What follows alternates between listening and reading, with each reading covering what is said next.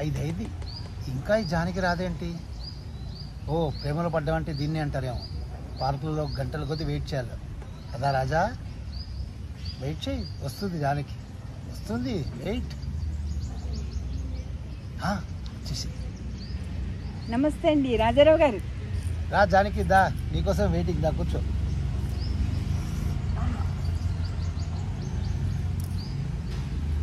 ఏంటి ఏదోలా ఉన్నావు? లేదండి, కంట్లో నలకబడితేను.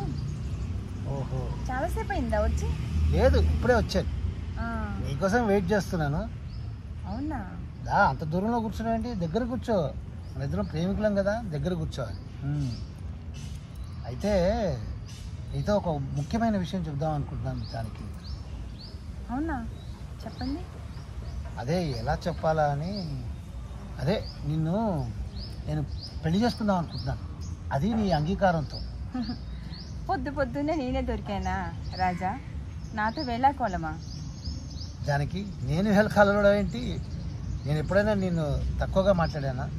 లేదా ఎప్పుడైనా నేను వేళకాలం చేశానా? నీ నీ గురించి నా మనసులో పెద్ద ఉన్నత స్థానం ఉంది, అందుకనే నేను ప్రేమించాను. ఈరోజు నేను పెళ్లి చేసుకుందామని కూడా వచ్చాను, నువ్వు ఒప్పుకుంటేనే. పెళ్ళా? ఈ దౌర్భాగ్యురాల్ని పెళ్లి చేసుకునే కర్మ నీకేంటి రాజా? నీ ఉద్దేశంలో అది కర్మ అనిపిస్తుందేమో కానీ నా ఉద్దేశంలో అది వరంలా ఉంది, దేవుడిచ్చిన వరం. జానకిని పెళ్లి చేసుకోవడం అనేది నాకు దేవుడిచ్చిన వరం. జానకి, నువ్వు ఒప్పుకుంటేనే. చెప్పు, నీ సమ్మతం చెప్పు జానకి. దీంట్లో నా అంగీకారం ఏముంది? ఇంటికి వచ్చి నాన్నగారితో మాట్లాడండి. భలే దానివే, మీ నాన్నగారితో మాట్లాడకుండా నేనేమైనా కృష్ణ పరమాత్మున్నా అలా వచ్చి రుక్మిణిని ఎత్తుకుపోయి పెళ్లి చేసుకోవడానికి? మీ నాన్నగారితో మాట్లాడతాను, ముందు నీ అంగీకారం చెప్తే అప్పుడు నేను మీ ఇంటికి వస్తాను. నాన్నగారితో మాట్లాడండి అంటే అంగీకారము తెలిపినట్టే కదా. అది సంగతి. ఓహో, అప్పుడే పెళ్లి కళ వచ్చేసిందే, పైగా సిగ్గు. సంతోషం సంతోషం.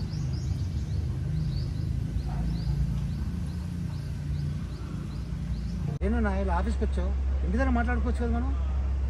ఏంటి నువ్వు చేసిన నిర్వాకానికి మీ అమ్మ ముందు నేను మాట్లాడలేనురా, అందుకోసమే ఆఫీస్కి రావాల్సిన పరిస్థితి తెచ్చాను. ఏం చేశాను? ఏం చేసావా? ఏం చెప్పాను? ఏమో అమ్మాయిని ఎవరినో లవ్ చేస్తున్నావటగా, ప్రేమించావటగా. ఓహో, మా అమ్మాయి గురించా? జానకి గురించి. అదే ఎవరో జానకి అంటున్నారు. అదే నీకే చెప్దాం అనుకున్నాను, నువ్వే వచ్చి మంచి పని చేసావు, అడిగావు. జానకిని నేను ప్రేమిస్తున్నాను, అమ్మాయిని పెళ్లి చేసుకుందాం. ఎందుకు రాలా? ఇప్పుడు నీకు తెలియంది ఏంటి? ఏనాడో అమ్మ నేను కలిసి మీ మామయ్యకు ఆనాడే మాట ఇచ్చాం కదా. మాట ఇచ్చిన మాటకి ఈ శారద నిన్ను ఎంతగా ప్రేమిస్తుందో నీకు కూడా తెలుసు, మాట ఇచ్చిన సంగతి నీకు తెలుసు. అయినా కానీ మా ఇంటికి ఒక్కగానొక్క కొడుకువి, ఆమెకు మాట ఇస్తావే కానీ మా మాట నిలబెట్టవలసిన బాధ్యత నీపైన కూడా ఉంది కదరా. తండ్రిగా నేను అడగడం భాగ్యమే, కొడుకుగా నువ్వు నా మాట నిలబెట్టాల్సిన బాధ్యత నీపైన ఉందిరా రాజా. నాన్న, ఒక మాట చెప్తాను, వింటావా? చిన్నప్పటి నుంచి శారద మన ఇంట్లోనే పెరిగింది. నాకు శారద మీద ఎప్పుడూ అలాంటి అభిప్రాయం రాలేదు, పెళ్లి చేసుకోవాలనే ఉద్దేశం నాకు లేదు. పైగా శారద బాగా డబ్బులున్న, మామయ్యకి చాలా డబ్బులు ఉన్నాయి, మంచి అందగత్తే, ఎవరైనా పెళ్లి చేసుకుంటారు. నేను చూసుకుని జానకి అందం లేదు, చందం లేదు.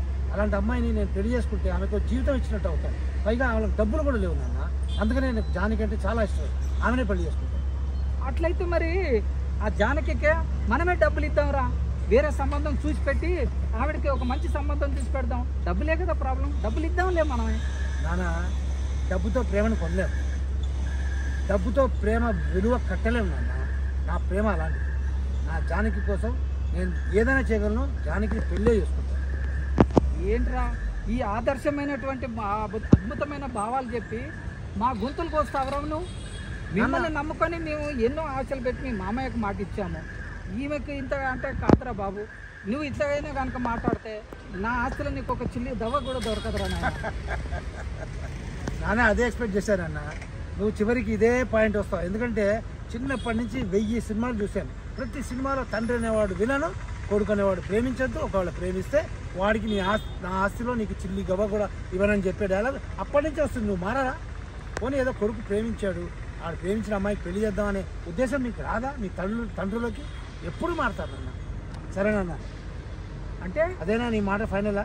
నీకు డబ్బు అంటే ఏమాత్రం విలువ లేదురా. డబ్బు ఒక ఇంత నయా పైసా డబ్బు సంపాదించినోడు చాలా నాకు తెలుసు అన్నట్టుగా భ్రమలో ఉన్నావురా నాయన. ఈ లోకంలో డబ్బు లేని ఏం జరగదురా రాజా. డబ్బు ఉంటేనే ఈ ప్రపంచం మొత్తంలో నీకు విలువ. నువ్వు అది గ్రహించే లోపటే జరగాల్సిన నష్టం అంతా జరిగిపోతుంది. చెప్పే మాట ఇంద్రా బాబు. అంటే ఇప్పుడు నాకు ఏం ఉద్యోగం లేదు కాబట్టి ప్రేమించొద్దంటావా? ఉద్యోగం వస్తున్నానా, చదువుకున్నాను, బీటెక్ చేశాను, ఇంజనీరింగ్ చేయించాను. ఎందుకు ఉద్యోగం దొరకదు? మంచి ఉద్యోగం దొరుకుతుంది, 50,000 జీతం వస్తుంది, పెళ్లి చేసుకుంటాను, జానికి ఆమెతో సంతోషంగా ఉంటాను. ఏముంటావురా నాయన నువ్వు? ఇదైతే నాకు నచ్చలేదురా బాబు. మీ అమ్మ అయితే ఇంకా చాలా బాధపడతా ఉంది. నువ్వు ఇలే కనుక ఉంటే మేము ఇబ్బందులు పడతాంరా నాయన. నువ్వు ఏదన్నా చేసి నేను చెప్పిన మాటగా ఉంటే మా అభిప్రాయాల ప్రకారం శారదనే చేసుకోరా. లేదు నాన్న, నేను శారదం చేసుకోను, జానకినే చేసుకుంటాను. మీరు ఒకవేళ ఇందాక చెప్పినట్టు నా ఆస్తిలో ఒక చిల్లి గవ్వ కూడా ఇవ్వనంటారా? అలాగే మీ ఆస్తి మీదనే పెట్టుకోండి, నేను ఇప్పుడే వెళ్తున్నాను. చీ ఏం మాట్లాడాలో ఏం మాట్లాడాలో కూడా తెలియట్లేదురా నీకు. కామంతో కళ్ళు కప్పుకోపోయాయిరా నీకు. కామం ఎక్కడ వచ్చిందన్నా? ఇది ప్రేమ అంటారు. ప్రేమ నువ్వు అనుకుంటున్నావు. మా లాంటి వాళ్ళకు ఆ అమ్మాయి మోజులో పడిపోవారా. నిన్ను వాళ్ళు ట్రాప్ చేసేసారు. ఆ మోసం అంతా మోసం అయిపోతుందిరా బాబు. నువ్వు ఆ పద్మవ్యూహంలో ఇరుక్కుంటున్నావురా రాజా. నీకు చెప్తే వినబడట్లేదు, నీకు అర్థం కావట్లేదు. నువ్వు ఇదే కనుక ఉంటే కనుక అయినా కానీ నీతోటి మాట్లాడలేనురా. ఇవన్నీ నేను చెప్పలేను. ఆ శారదనే కనుక చేసుకుంటే సకల సౌఖ్యాలకు నువ్వు అరుగుడా అవుతావు. కాదు పో, నేను ఆ జానకినే చేసుకుంటాను అన్నావే అనుకో, ఇక నీ ఇష్టం రా నాయన. నేనేం చేయలేను. నా ఆస్తిలో ఒక చిల్లి గవ్వ కూడా నీకు ముట్టదు. నీ జన్మలో ఇట్లాంటి భగవంతుడా నా ముఖం చూడకరా బాబు నువ్వు. ఓకేనా? అలాగే నీ ఆస్తిలో ఒక చిల్లి గవ్వ కూడా వద్దు. నా ప్రేమను నీకోసం నేను త్యాగం చేయలేను. నాకు శారద వద్దు, నువ్వు వద్దు. Right, bye. అంటే రాజా తల్లిదండ్రులను బాధ పెట్టినోడు ఎవడు బాగుపడలేదురా. జానకి పొద్దు కిందకి లేరాదు. ఏంటండి గోల? రాత్రి అంతా నిద్రపోని, ఆఫీస్ కాగితాలంతా మంచమంతా పరిచేస్తావు, లైట్లు వేస్తావు, ఎప్పుడు గెలుగుతుంటావు. నువ్వు నిద్రపో, నన్ను నిద్రపో. సూర్యుడు తెల్లారక ముందే సూర్యుడు రాకముందే లేపుతావు. ఏంది గోల?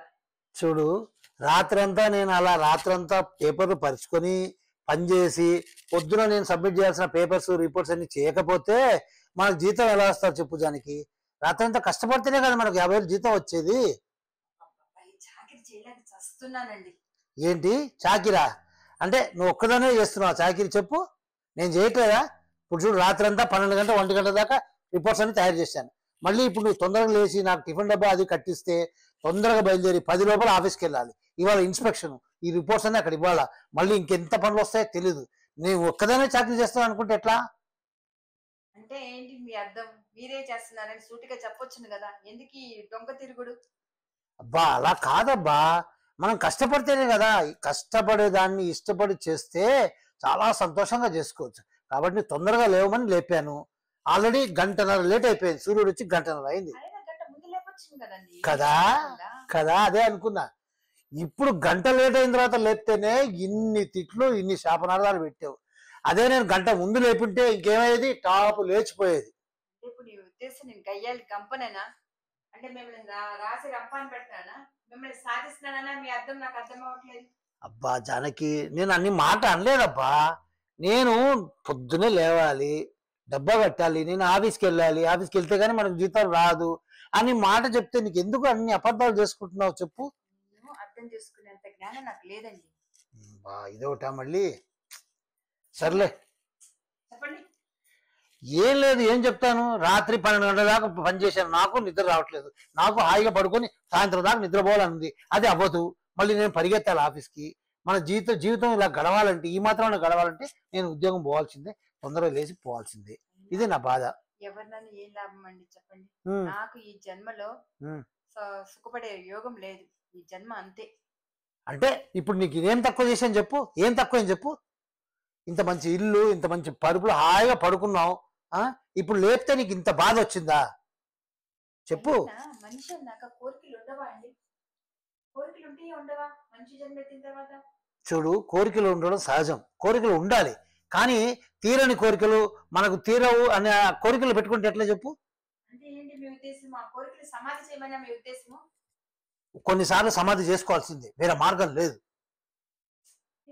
అయినా సమాధి చేసుకోవాలి కోరికలు అంటే అది మా వల్ల కాదండి. అది మానవ మాత్రుల వల్ల కాదు. నేనంటే దేవతామూర్తులకు వల్ల అవుతుంది. ఒక కోరికను మనం అంచుకోవడం అది మా మనుషుల వల్ల కాదండి. అది మాకు అవని పని. చూడు, సంసారం అన్నాక సర్దుకుపోవాలి. ప్రతిదానికి ఇలా గింజుకుంటుంటే ఆ సంసారం ఎలా ముందుకెళ్తుంది చెప్పు? అంటే నేను గుంజుకోకుండా 3 ఏళ్ల నుంచి ఇదే చూస్తున్నాను కదా. దీనికి సర్దుకుపో, దానికి సర్దుకో, దీనికి సర్దుకో, ఎన్నిటికి సర్దుకుపోమంటారు? 3 ఏళ్ల నుంచి ఏది అడిగినా కూడా. అంటే మనకు తిండి బట్టకి ఏమైనా లోటుగా ఉందా చెప్పు? మనం హాయిగా తింటున్నాం, హాయిగా బట్టలు వేసుకుంటాం కదా, ఇంకేం కావాలి నీకు? మాట్లాడితే తిండి బట్ట గుడ్డ అంటారు.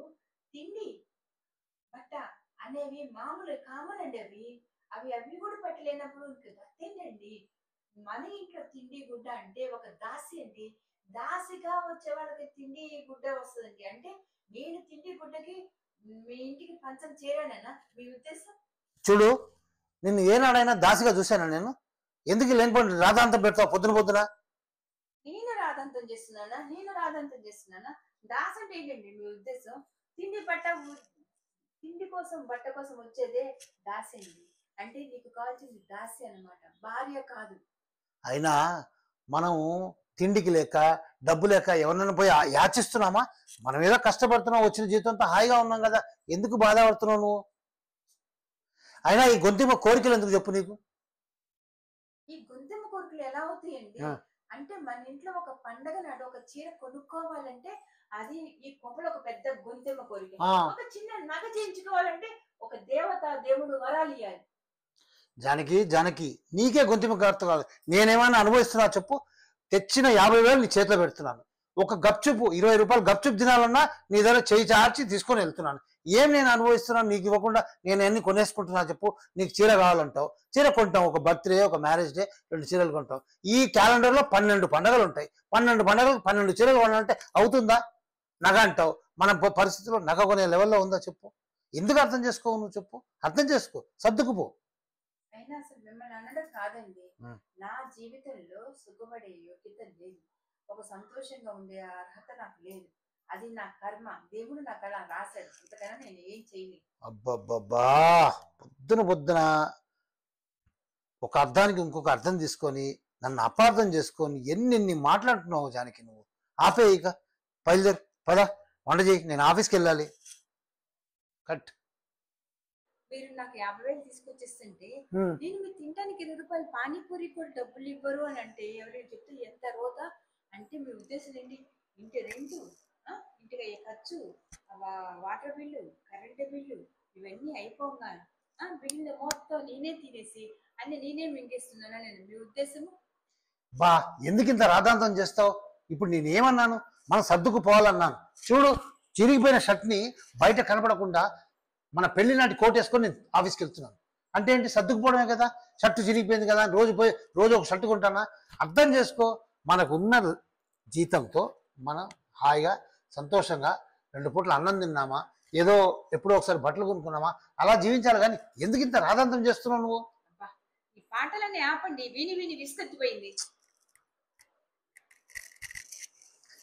అయినా ఇప్పుడు ఏమంటున్నావు నువ్వు? నీకు చెప్తే అర్థం కాదా? మనకి ఎంత జీతం ఉందో అంతే కదా ఖర్చు పెట్టగలం. ఇంకెక్కడి నుంచి డబ్బులు వస్తాయి నాకు చెప్పు? ఏ మార్గం లేదు, ఇది ఒకటే మార్గం. ఆఫీస్ పోవాలి, వాడు ఇచ్చే జీతం తీసుకొచ్చి నీ చేతిలో పెట్టాలి, దాంతో సంతోషపడాలి, అంతే. అవును, నేను ఏం చేయమంటావు చెప్పు? వేరే మార్గం ఏమైనా ఉందా? నువ్వు చెప్పు. మన పెళ్ళి 3 ఏళ్ళు అయిపోయింది కదా. మీ నాన్నగారికి మన మీద కోపం చల్లారి ఉంటుంది కదా. ఒక లెటర్ రాయబెట్టండి, కొంచెం పైకి పంపిమని. చూడు జానకి, మా నాన్నగారి ప్రసక్తి ఇంకోసారి ఎత్తకు. ఎందుకంటే నీ పెళ్లికి ముందే మా నాన్న క్లియర్గా చెప్పాడు, నువ్వు అమ్మాయిని చేసుకుంటే నేను ఒక చిల్లి గవ్వ కూడా ఇవ్వనని.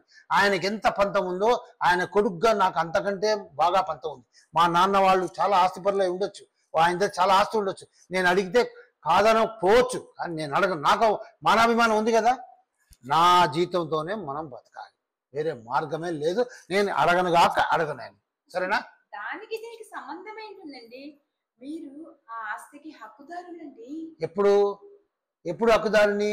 నిన్ను పెళ్లి చేసుకునే ముందు వరకు హక్కుదారిని. ఎప్పుడైతే మా మామ కూతుర్ని నేను పెళ్లి చేసుకుని అన్నానో, మా నాన్న అయితే ఎప్పుడైతే ఇంటి నుంచి బయటికి పోరా, నీకు నా ఆస్తిలో ఒక చిల్లి గవ్వ కూడా ఇవ్వనన్నాడో, అప్పటి నుంచి నేను హక్కుదారిని కాదు. పోయి అడిగితే నా మానాభిమానులు చంపుకొని ఆయన దగ్గర పోయి దేహి అని యాచించాలి. యాచించమంటావా నన్ను? చెప్పు. వదిలేయండి, ఎందుకు నీకు లేనప్పుడు నాకెందుకు, మన కర్మ ఇంతే అనుకుంటాము, ఇదే సర్దుకుంటాము. సరేలే, నీ పొద్దున ఈ రాద్ధాంతం ఈ ఈ కొట్లాట స్టార్ట్ చేసావు. నాకు టైం అయిపోయింది. అక్కడ మా బాస్ తిడతాడు. ఈ 50,000 కూడా ఆగిపోతాయి. నేను ఆఫీస్కి వెళ్తా. తర్వాత వంట చేసుకొని తిను.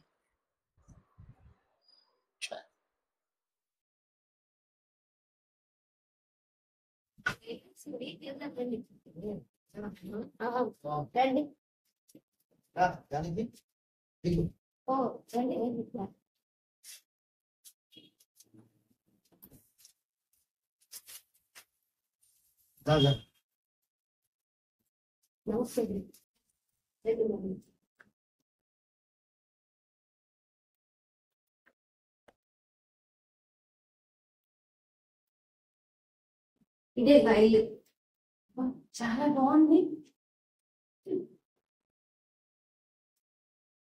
చాలా బాగుంది శారద. అందంగా ఉందో. చూడడానికి నేను ఎప్పుడు చెప్పేవాడిని కదా, నా మేనమామ కూతురు ఉంది శారద దాని పేరుని. ఆవిడే శారద. నమస్తే శారద గారు. అయ్యో శారద గారు అమ్మా, నేను చాలా తిన్నదని నీకన్నా.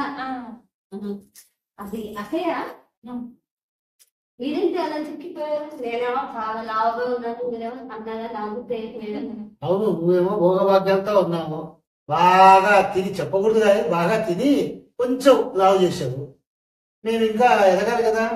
ఏంటి కోమాట ఉన్నదా? అదే లేదు, హ్యాపీగా మాట్లాడచ్చు. ఇది మా ఇల్లు, మనం సరదాగా బాగా చిన్నప్పటి నుండి కలిసి తిరిగినాడు. చెప్పు. మిమ్మల్ని చూడగానే అన్నట్టు పొందిపోయి తప్పిపోయిపోయి నోటి నుంచి మాట రావట్లేదు శారద. అంత తొందరైపోయావు. నేనా చక్కగా అవన్నీ సరిగ్గా చూసుకోవట్లేదా? అవును, మీకు ఎంతమంది పిల్లలు? పిల్లలా? అదొకటి. ఒక్కటే తక్కువ అయింది ఇప్పుడు. బాగారు మీరు జాబ్ ఎక్కడ చేస్తున్నారు? ఏం చిన్న జాబ్ చేస్తుంది. 50,000 జీతం నెలకి. ఏదో నెట్టుకొస్తుంది జీతం. అదేంటి బాగారు, ఈయన లేరు ఊళ్ళో, కానీ వచ్చాక మీరు కావాలంటే మంచి జాబ్ మనం వచ్చి పెడతారు, ఆయన చేసుకోవచ్చు కదా. లేదా నన్ను ఒకవేళ మీరు బిజినెస్ లాగా చేసుకుంటా అంటే 10 లక్షలు ఇచ్చేస్తాను. నేను కష్టపడ్డే ఆ డబ్బులు కూడా హ్యాపీగా ఎంజాయ్ చేయొచ్చు. చూడు శారదా, మమ్మల్ని ఇలా బతకని ఏదో మాకు వచ్చిన జీతంతో హాయిగా సుఖంగా ఉన్నాం. ఈ బిజినెస్లు గట్రా స్టార్ట్ చేసి వాటిలో లాస్లో పోయి నువ్వు ఇచ్చిన డబ్బులు పోయినాయి అనుకో, మళ్ళీ నీకు డబ్బులు ఇవ్వలేక నేను కష్టపడాలి. పోయినా పర్వాలేదు బాగారు. ఓకే ఓకే శారదా, చాలా పొద్దుపోయినట్టు. ఇక సెలవిస్తే నేను ఇంటికి వెళ్తాను. అదేంటి బాగా, మీరు వచ్చి 10 నిమిషాలు అయింది కదా. ఆయన భోజనాలు చేసేసి పూట ఉండండి, రేపు పొద్దున్న ఎదురు చెప్పక్కయ్యా నువ్వు అన్న బావగారికి. మీ బావగారు చెప్తే వినే రకమా? అబ్బో అంతేలే, మొండి గట్టం కదా, ముందుగట్టం కాబట్టి ఇలా ఉన్నాను. చూడు శారదా, ఇంకో రోజు వస్తాం. ఒక పని చేయి, నువ్వు కూడా ఎప్పుడన్నా వీలు కుడితే మా ఇంటికి రా ఒకసారి, సరేనా? ఇక మేము బయలుదేరుతాం. ఓ పని చేస్తే బావగారు, నేను కూడా మీతోనే వస్తాను. ఆయన ఎట్లా ఊళ్ళో లేరు కదా, మీతో వచ్చేసి ఇల్లు చూసినట్టు ఉంటుంది. పోదాం పదండి. సరే సరే, నీ కార్లో దింపేసి మా ఆట ఖర్చులు దింపినట్టు ఉంటుంది, పదండి. కాదానికి రండి శారద.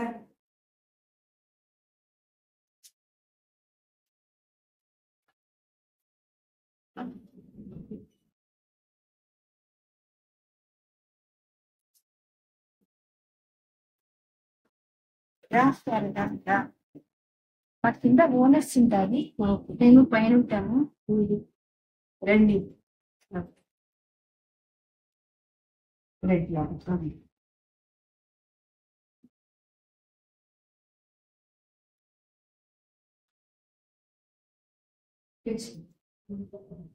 బాగుంది మీరు, రాలేదు కానీ ఎంతైనా మీ అంత గొప్ప బంగ్లా కాదు శారద. ఏదో 2 రూమ్స్ ఉంటాయి, ఇదొక చిన్న హాలు, అదొక బెడ్రూమ్, చిన్న కిచెన్, అంతే. చాలా బాగుంది, చక్కగా బాగుంది చేసుకోవడమే నీ అదృష్టం. ఇల్లు ఎలా ఉంటుంది, హ్యాపీగా ఉంది. చూసావా శారదా, మా చిన్న ఇల్లు, చింతలేని ఇల్లు చూసావా? దేటి బాగుంది ఇల్లు, చక్కగా ఉంది, కాపురం కూడా బాగుంది. ఇందులో నాదే గొప్పతనం లేదు. దేటి బావా, నీ గొప్పతనం చెప్పాలంటే చాలా ఇది బావా. పేదింటి అమ్మాయిని చేసుకోవడమే త్యాగము. అన్ని విధాలుగా మీ లోపల మంచితనము, ఇంకా అసలు మీలాంటి వాళ్ళని పూజించినా సంతోషమే. మీలాంటి బావ దొరకడం నిజంగా నా అదృష్టం. హ్యాపీగా ఉంది మీ ఫ్యామిలీ. ఏంటి శారదా, ఏంటి సెంటిమెంట్? కాలు పట్టుకుంటావు, వెచ్చటి నీ కన్నీళ్ళతో నా కాలు కడుగుతావు. నాలా గొప్పతనం ఉంది, నన్ను ఇంతగా పొగుడుతున్నావు ఏంటి ఈరోజు? లేదు బావా, నీ గొప్పతనం నీకు తెలీదు.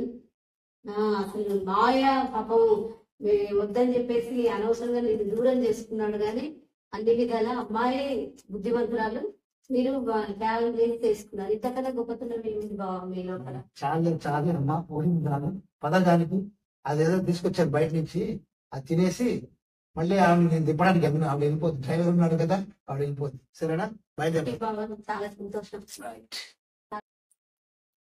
అబ్బా ఎంత బాగుందండి ఇక్కడ. నిజంగా శారద ఎంత మంచి మనసు అండి, ఎంత మంచిదండి. అసలు శారదా ఇంట్లోకి వెళ్ళిన తర్వాత ఆ బగల, ఆ కారు, ఆ దర్పం అవన్నీ చూస్తుంటే నాకు ఎలా అనిపించిందో చెప్పనా?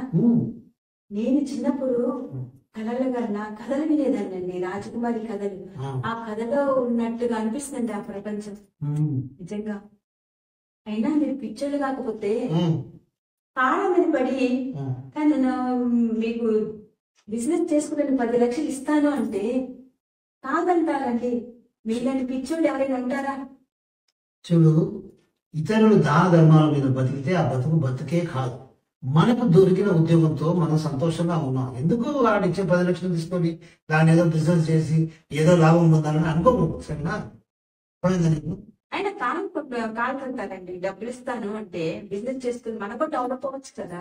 ఇంకో విషయం చెప్పినా, వాడిని ఇందాక రాజకుమారి కథలు చెప్పావు, అందులో ఏదో మంచి పట్టు వస్త్రాలు, పట్టు దుస్తులు ఇచ్చారని చెప్పి ఇతరుల పట్టు వస్త్రాలైనా మనం తృప్తినే, మన బట్టలు చినిగిపోయినప్పుడు ఆ వేసుకుంటుంటే మనకు తృప్తి ఉంటుంది. ఎందుకంటే ఆ బట్టలు కొన్నది మనం, అది గుర్తుంచుకో. ఎప్పుడు ఇతరుల సొమ్ము మనకు వద్దు, మన దగ్గర ఉన్నదంత సంతోషంగా ఉండడం నేర్చుకుంటాం. సరేనా, కొంచెం నేను చెప్పండి. చెప్పు చెప్పండి. మీ వేదాలు మీదే కదా, ఎవరి మాట వింటారని. సరే, చూడడానికి శారద ఇప్పుడు మా చుట్టం కాదు, ఒకప్పుడు మా మామయ్య కూతురు. ఆవిడ మా మామయ్య కూతురుగా ఉన్నప్పుడు 10 లక్షలు కాదు 20 లక్షలు ఇచ్చినా తీసుకునేవాడు. ఇప్పుడు తను ఇంకొకతను భార్య, పరాయ మనిషి యొక్క భార్య. ఆమె దగ్గర డబ్బులు తీసుకోవడం అనేది కరెక్ట్ కాదు. అయినా ఆవిడ దగ్గర డబ్బులు తీసుకొని మనం బాగోవడం అనేది అసలు కాదు. నేను అనుకుంటే మా నాన్న దగ్గర ఎంత ఆస్తుంది తెలుసు కదా నీకు. మరి అంత ఆస్తి ఉన్నప్పుడు ఆస్తిని మనం ఎలా తెచ్చుకోవాలన్నది ఆలోచించవచ్చు కదండి. కదా, చిన్న ప్రయత్నం చెయ్యొచ్చు కదా. బాగా చెప్పావు కదా. చూడడానికి మా నాన్నగారి ఆస్తి నేను పోయి తెచ్చుకోవాలంటే నిన్ను వదిలేసి ఆయన చెప్పినట్టే నేను విని ఆయన దగ్గర పోయి ఉంటే ఆయన ఆస్తి నాకు ఇస్తాడు. నేను ఇలా కష్టపడి 50,000 కోసం ఒకటి దగ్గర చేయి చాపి జీతం తీసుకుని పని చేయక్కర్లేదు. కానీ నిన్ను పెళ్లి చేసుకున్నాను కాబట్టి మా నాన్న నాకు ఒక చిల్లి గవ్వపడి ఇవ్వనన్నాడు. అందుకనే ఆ పంతంతో నేను ఏదో ఉద్యోగం చేసుకొని మన కాపురం ఇలా హాయిగా నెట్టుకుంటూ వస్తున్నాను. అర్థమైందా నీకు? నన్ను క్షమించండి. చూడడానికి నువ్వు కంగారు, మా నాన్న దగ్గర పోతే ఆస్తి వస్తుందను, లేకపోతే ఈ కష్టాలన్నీ గట్టెక్కుతాయేమో నిన్ను వదిలేదాన్ని అయితే అసలు నేను పెళ్ళే చేసుకున్నాను. అర్థమైందా? నేను ఎందుకు పెళ్లి చేసుకున్నాను? నీకు జీవితం కాదు. నువ్వు అప్పటి వరకు జీవితంలో చాలా కష్టపడ్డావు. నీకు ఇంకా జీవితం నీకు కష్టాలు రావద్దని చెప్పి నీకు తాళి కట్టి నీకు జీవితం ఇచ్చాను. నాకు ఆస్తి కాదు ఇంపార్టెంట్, నువ్వు ఇంపార్టెంట్. అది నువ్వు అర్థం చేసుకో. కానీ మిమ్మల్ని చాలా బాధ పెట్టానండి. మీ మనసును అర్థం చేసుకోలేదు. ఎంతసేపటికి ఇలాగ చిన్నప్పటి నుంచి ఇదే పేదరికంలో ఉన్నాను. డబ్బు ఉంది కదా, అది అనుభవించవచ్చు కదా అనే మిమ్మల్ని బాధ పెట్టానే, కానీ మిమ్మల్ని ఎంత మనసు ఒప్పించాలన్నది ఇప్పుడు నేను అర్థం చేసుకున్నానండి. మొన్న శారద వచ్చి నువ్వు అదృష్టవంతురాలు అక్కయ్య అన్నప్పుడు కూడా నేను అసలు అర్థం చేసుకోలేదండి. కానీ మీ అంత మంచి మనసు నన్ను క్షమించండి. మిమ్మల్ని బాధ పెట్టాను. మనకున్న దాంట్లో సంతోషంగా ఉందాం. ఇప్పుడైనా నీకు కనిపిపోయిందా? కనిపిపోయిందండి. ఇంకెప్పుడు బాధ పెట్టలేము. ఉన్న దాంట్లో తృప్తిగా ఉన్నాము, సంతోషంగా ఉన్నాము, హ్యాపీగా ఉన్నామండి. ఓకే, సంతోషం. పద సినిమా పెద్దాం. దేవర సినిమా వచ్చింది, జూనియర్ ఎన్టీఆర్ సినిమా. ఈ రోజే ఫస్ట్ షోకి వెళ్దాం పద. అలాగే